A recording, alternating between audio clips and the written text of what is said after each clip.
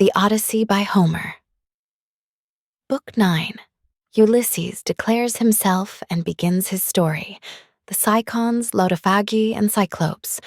And Ulysses answered, King Alcinous, it is a good thing to hear a bard with such a divine voice as this man has. There is nothing better or more delightful than when a whole people make merry together, with the guests sitting orderly to listen, while the table is loaded with bread and meats, and the cupbearer draws wine and fills his cup for every man. This is indeed as fair a sight as a man can see.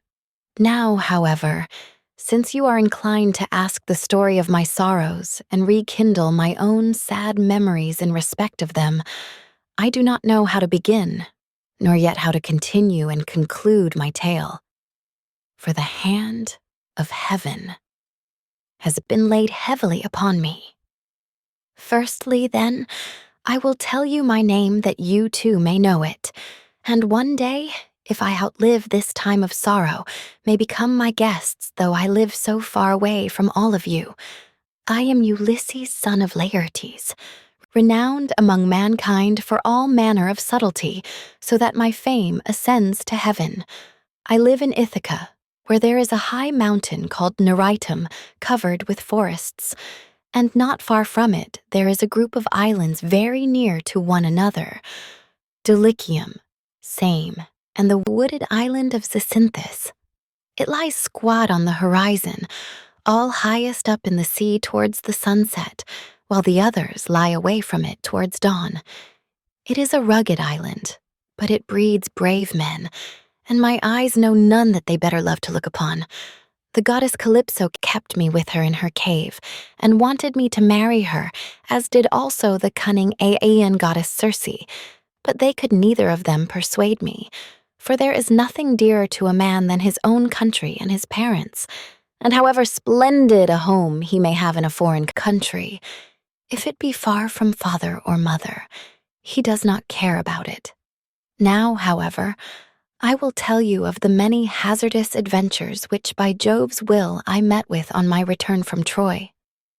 When I had set sail thence, the wind took me first to Immerse, which is the city of the Cicons. There I sacked the town and put the people to the sword. We took their wives and also much booty, which we divided equitably amongst us, so that none might have reason to complain. I then said that we had better make off at once, but my men very foolishly would not obey me, so they stayed there drinking much wine and killing great numbers of sheep and oxen on the seashore. Meanwhile the Cicons cried out for help to other Cicons who lived inland. These were more in number and stronger, and they were more skilled in the art of war, for they could fight, either from chariots or on foot as the occasion served. In the morning, therefore, they came as thick as leaves and bloom in summer, and the hand of heaven was against us, so that we were hard pressed. They set the battle in array near the ships, and the hosts aimed their bronze-shod spears at one another. So long as the day waxed and it was still morning, we held our own against them, though they were more in number than we. But as the sun went down, towards the time when men loose their oxen, the Cicons got the better of us, and we lost 6 men from every ship we had, so we got away with those that were left. Thence we sailed onward with sorrow in our hearts, but glad to have escaped death, though we had lost our comrades. Nor did we leave till we had thrice invoked each one of the poor fellows who had perished by the hands of the Cicons. Then Jove raised the north wind against us till it blew a hurricane, so that land and sky were hidden in thick clouds, and night sprang forth out of the heavens. We let the ships run before the gale, but the force of the wind tore our sails to tatters, so we took them down for fear of shipwreck, and rowed our hardest towards the land. There we lay 2 days and 2 nights, suffering much alike from toil and distress of mind. But on the morning of the 3rd day we again raised our masts, set sail, and took our places, letting the wind and steersman direct our ship. I should have got home at that time unharmed had not the north wind and the currents been against me as I was doubling Cape Malaya, and set me off my course, hard by the island of Cythera. I was driven thence by foul winds for a space of 9 days upon the sea, but on the 10th day we reached the land of the lotus-eaters, who live on a food that comes from a kind of flower. Here we landed to take in fresh water, and our crews got their midday meal on the shore near the ships.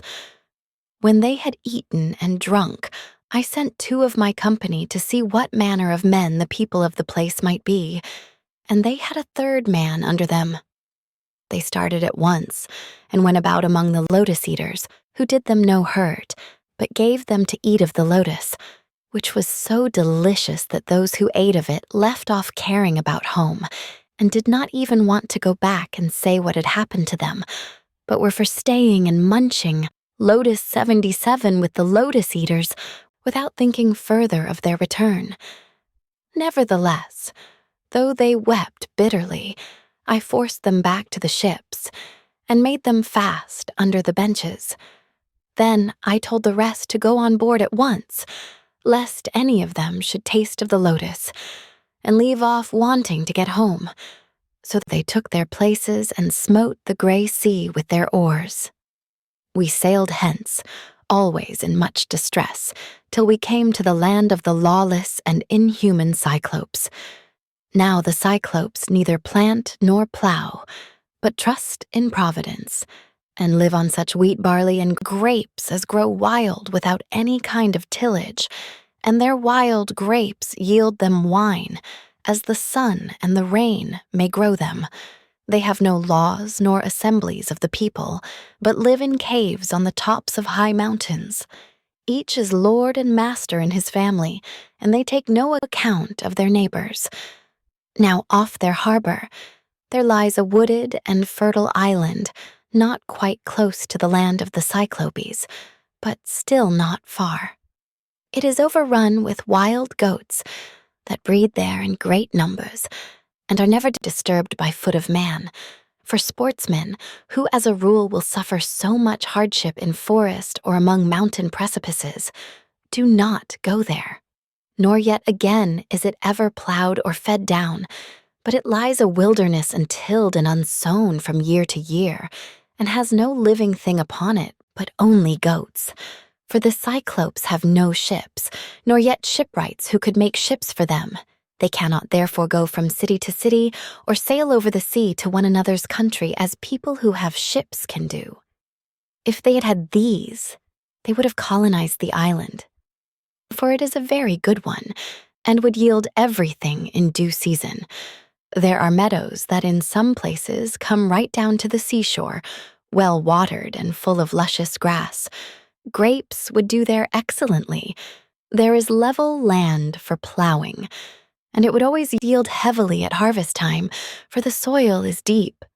There is a good harbor where no cables are wanted, nor yet anchors, nor need a ship be moored, but all one has to do is to beach one's vessel and stay there till the wind becomes fair for putting out to sea again. At the head of the harbor there is a spring of clear water coming out of a cave, and there are poplars growing all round it. Here we entered, but so dark was the night that some god must have brought us in, for there was nothing whatever to be seen. A thick mist hung all round our ships. The moon was hidden behind a mass of clouds so that no one could have seen the island if he had looked for it, nor were there any breakers to tell us we were close inshore before we found ourselves upon the land itself. When, however, we had beached the ships, we took down the sails, went ashore, and camped upon the beach till daybreak. When the child of morning, rosy-fingered dawn appeared, we admired the island and wandered all over it, while the nymphs Jove's daughters roused the wild goats that we might get some meat for our dinner. On this we fetched our spears and bows and arrows from the ships, and dividing ourselves into 3 bands began to shoot the goats. Heaven sent us excellent sport. I had 12 ships with me, and each ship got 9 goats, while my own ship had 10. Thus, through the livelong day to the going down of the sun, we ate and drank our fill, and we had plenty of wine left, for each one of us had taken many jars full when we sacked the city of the Cicons. And this had not yet run out. While we were feasting, we kept turning our eyes towards the land of the Cyclopes, which was hard by, and saw the smoke of their stubble fires. We could almost fancy we heard their voices and the bleating of their sheep and goats. But when the sun went down and it came on dark, we camped down upon the beach, and next morning I called a council. "Stay here, my brave fellows," said I, "all the rest of you, while I go with my ship and exploit these people myself. I want to see if they are uncivilized savages or a hospitable and humane race." I went on board, bidding my men to do so also and loose the hawsers, so they took their places and smote the gray sea with their oars.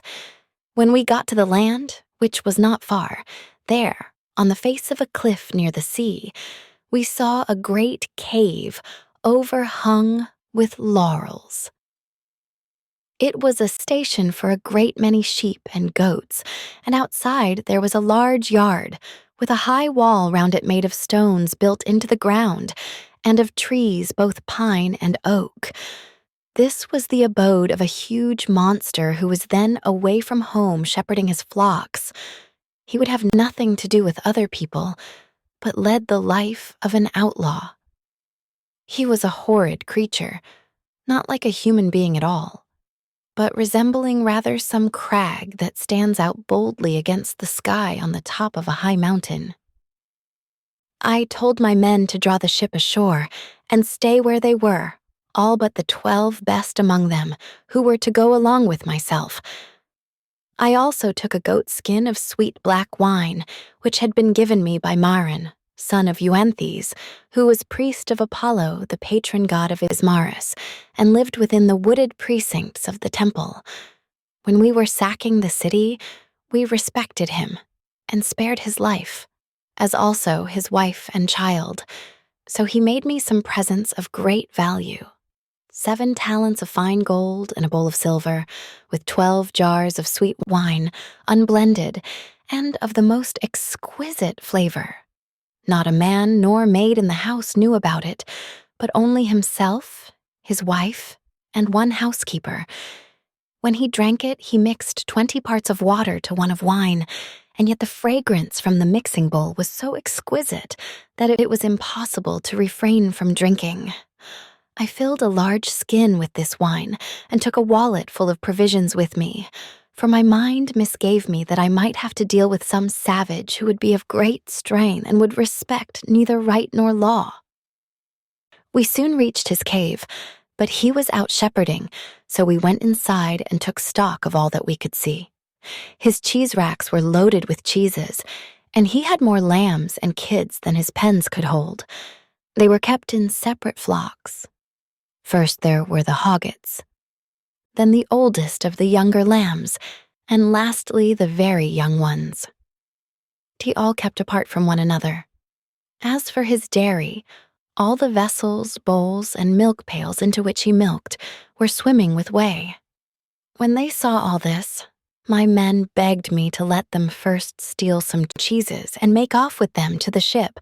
They would then return, drive down the lambs and kids, put them on board, and sail away with them. It would have been indeed better if we had done so, but I would not listen to them, for I wanted to see the owner himself, in the hope that he might give me a present. When, however, we saw him, my poor men found him ill to deal with. We lit a fire, offered some of the cheeses in sacrifice, ate others of them, and then sat waiting till the Cyclops should come in with his sheep. When he came, he brought in with him a huge load of dry firewood to light the fire for his supper, and this he flung with such a noise onto the floor of his cave that we hid ourselves for fear at the far end of the cavern. Meanwhile he drove all the ewes inside, as well as the she-goats that he was going to milk, leaving the males, both rams and he-goats, outside in the yards. Then he rolled a huge stone to the mouth of the cave, so huge that 22 strong four-wheeled wagons would not be enough to draw it from its place against the doorway. When he had so done, he sat down and milked his ewes and goats, all in due course, and then let each of them have her own young. He curdled half the milk and set it aside in wicker strainers, but the other half he poured into bowls that he might drink it for his supper. When he had got through with all his work, he lit the fire and then caught sight of us, whereon he said, "Strangers, who are you? Where do you sail from? Are you traders? Or do you sail the sea as rovers, with your hands against every man and every man's hand against you?" We were frightened out of our senses by his loud voice and monstrous form, but I managed to say, "We are Achaeans on our way home from Troy, but by the will of Jove and stress of weather, we have been driven far out of our course. We are the people of Agamemnon, son of Atreus, who has won infinite renown throughout the whole world by sacking so great a city and killing so many people. We therefore humbly pray you to show us some hospitality, and otherwise make us such presents as visitors may reasonably expect. May your excellency fear the wrath of heaven, for we are your suppliants, and Jove takes all respectable travelers under his protection, for he is the avenger of all suppliants and foreigners in distress." To this he gave me but a pitiless answer.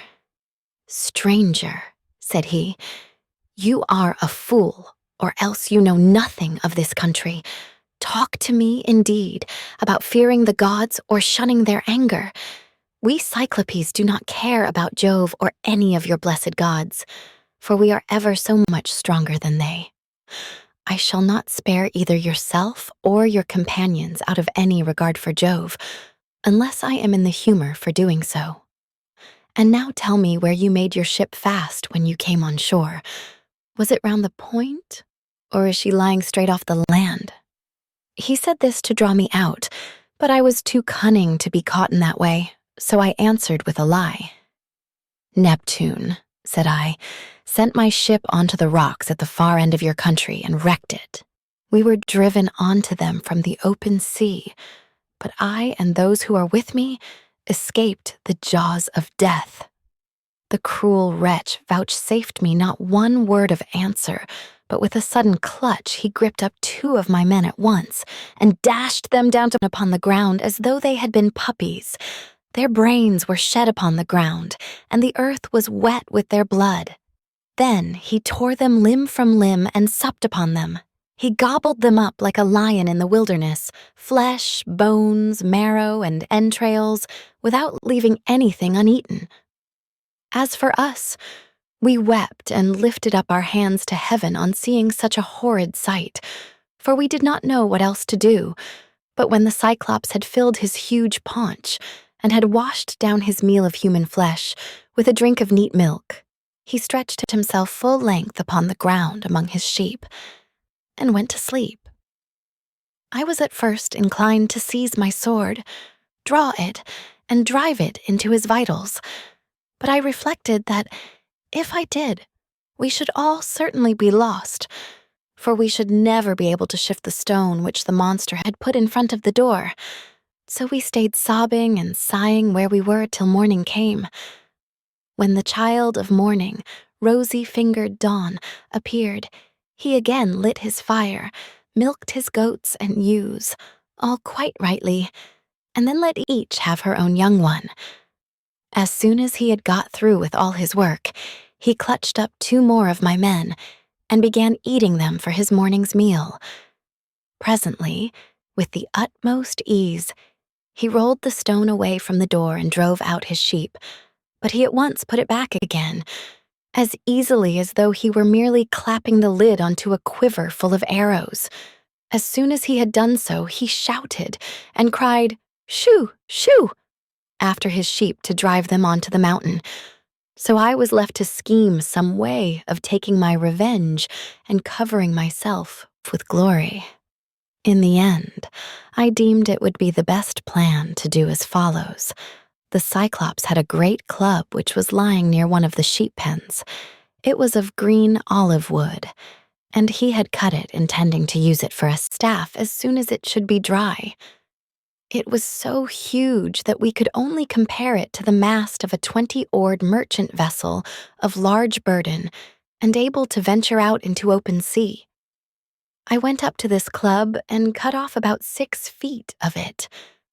I then gave this piece to the men and told them to fine it evenly off at one end, which they proceeded to do. And lastly, I brought it to a point myself, charring the end in the fire to make it harder. When I had done this, I hid it under dung, which was lying about all over the cave, and told the men to cast lots which of them should venture along with myself to lift it and bore it into the monster's eye while he was asleep. The lot fell upon the very 4 whom I should have chosen, and I myself made 5. In the evening, the wretch came back from shepherding and drove his flocks into the cave, this time driving them all inside and not leaving any in the yards.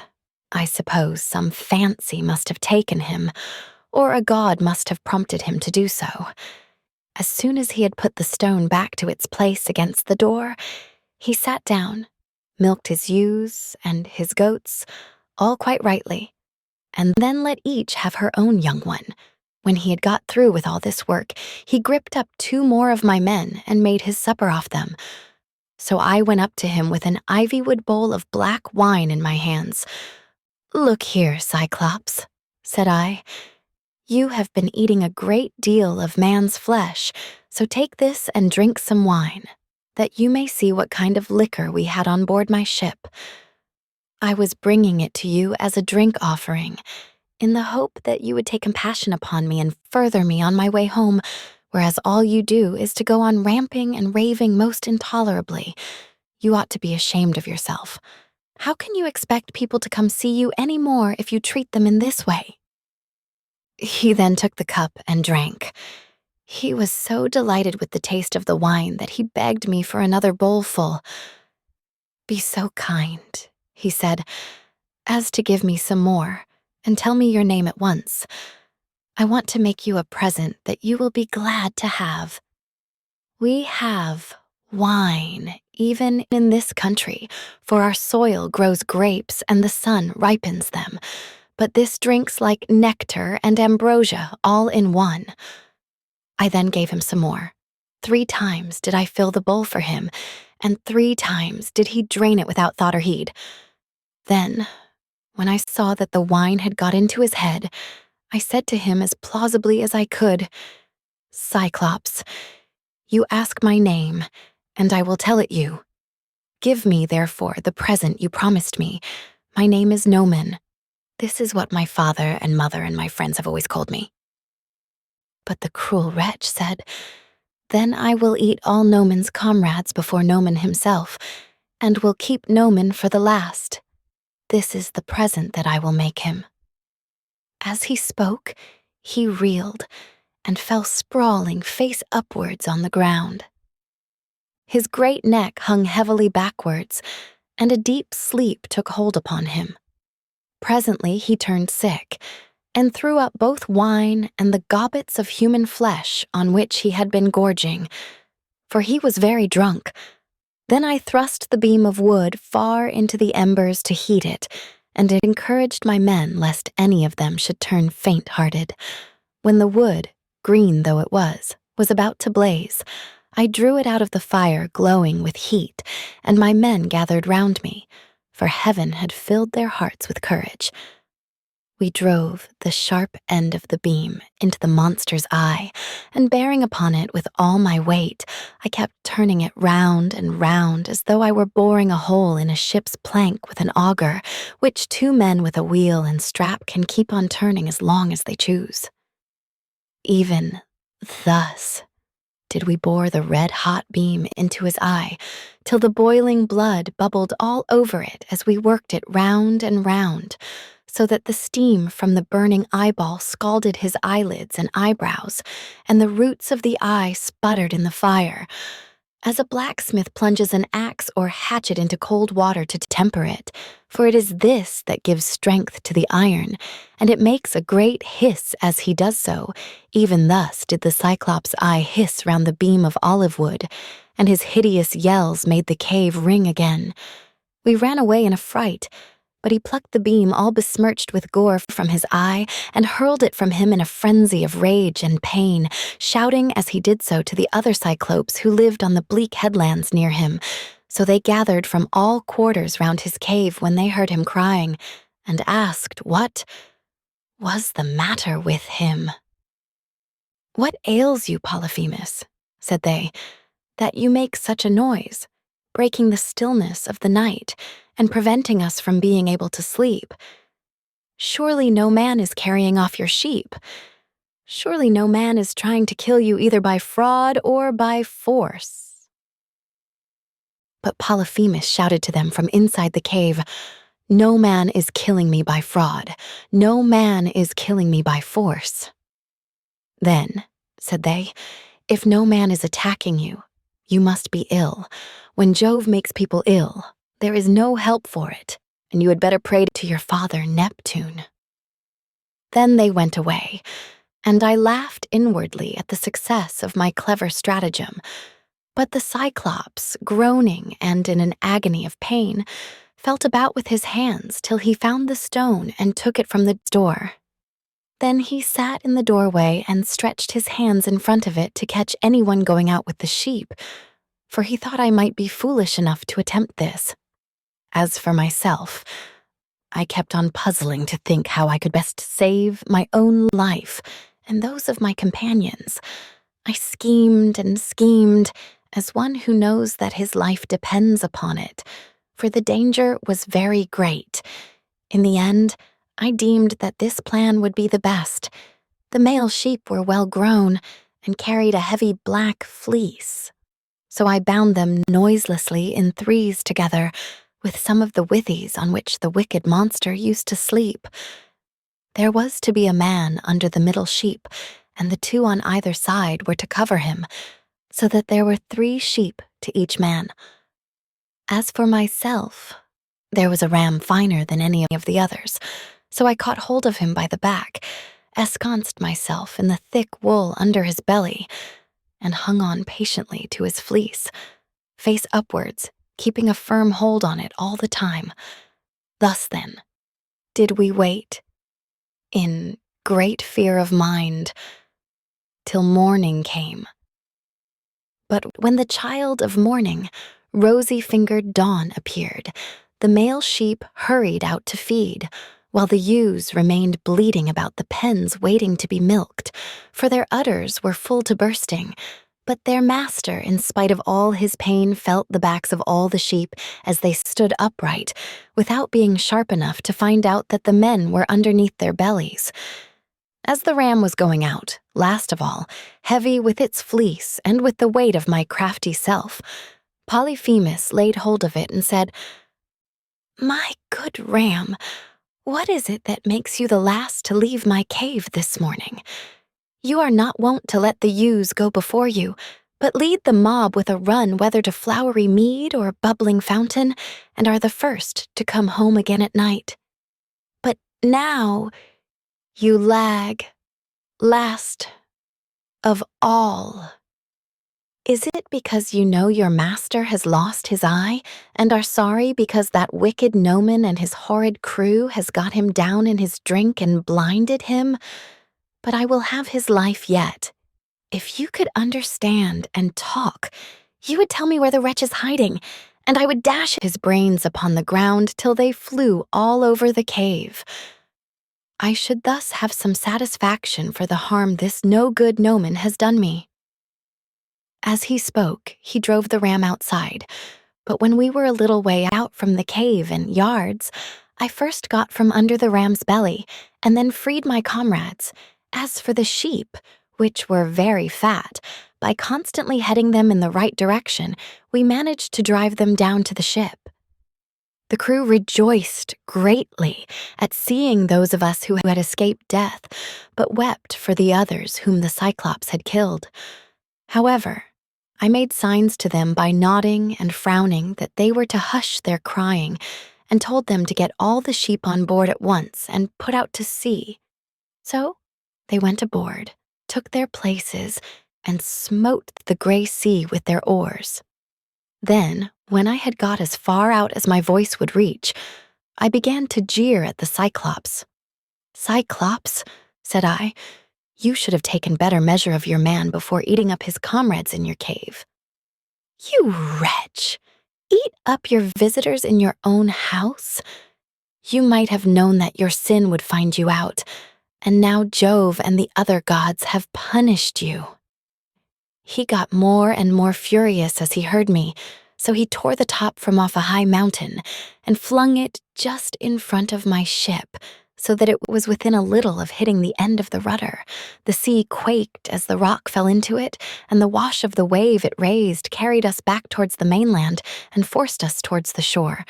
But I snatched up a long pole and kept the ship off, making signs to my men by nodding my head that they must row for their lives, whereon they laid out with a will. When we had got twice as far as we were before, I was for jeering at the Cyclops again, but the men begged and prayed of me to hold my tongue. "Do not," they exclaimed, "be mad enough to provoke this savage creature further. He has thrown one rock at us already, which drove us back again to the mainland, and we made sure it had been the death of us. If he had then heard any further sound of voices, he would have pounded our heads and our ship's timbers into a jelly with the rugged rocks he would have heaved at us, for he can throw them a long way." But I would not listen to them, and shouted out to him in my rage, "Cyclops, if anyone asks you who it was that put your eye out and spoiled your beauty, say it was the valiant warrior Ulysses, son of Laertes, who lives in Ithaca." On this he groaned and cried out, "Alas, alas, then the old prophecy about me is coming true. There was a prophet here at one time, a man both brave and of great stature, Telemus, son of Eurymus, who was an excellent seer, and did all the prophesying for the Cyclopes till he grew old. He told me that all this would happen to me some day, and said I should lose my sight by the hand of Ulysses. I have been all along expecting someone of imposing presence and superhuman strength, whereas he turns out to be a little insignificant weakling who has managed to blind my eye by taking advantage of me and my drink. Come here then, Ulysses, that I may make you presents to show my hospitality and urge Neptune to help you forward on your journey. For Neptune and I are father and son. He, if he so will, shall heal me, which no one else, neither god nor man, can do." Then I said, "I wish I could be as sure of killing you outright and sending you down to the house of Hades as I am that it will take more than Neptune to cure that eye of yours." On this, he lifted up his hands to the firmament of heaven and prayed, saying, "Hear me, great Neptune. If I am indeed your own true, begotten son, grant that Ulysses may never reach his home alive, or if he must get back to his friends at last, let him do so late and in sore plight after losing all his men. Let him reach his home in another man's ship and find trouble in his house." Thus did he pray, and Neptune heard his prayer. Then he picked up a rock much larger than the first, swung it aloft, and hurled it with prodigious force. It fell just short of the ship, but was within a little of hitting the end of the rudder. The sea quaked as the rock fell into it, and the wash of the wave it raised drove us onwards on our way towards the shore of the island. When at last we got to the island where we had left the rest of our ships, we found our comrades lamenting us and anxiously awaiting our return. We ran our vessel upon the sands and got out of her onto the seashore. We also landed the Cyclops' sheep and divided them equitably amongst us so that none might have reason to complain. As for the ram, my companions agreed that I should have it as an extra share. So I sacrificed it on the seashore and burned its thigh bones to Jove, who is the Lord of all. But he heeded not my sacrifice, and only thought how he might destroy both my ships and my comrades. Thus, through the livelong day to the going down of the sun, we feasted our fill on meat and drink. But when the sun went down and it came on dark, we camped upon the beach. When the child of morning rosy-fingered dawn appeared, I bade my men on board and loose the hawsers. Then they took their places and smote the grey sea with their oars. So we sailed on with sorrow in our hearts, but glad to have escaped death, though we had lost our comrades.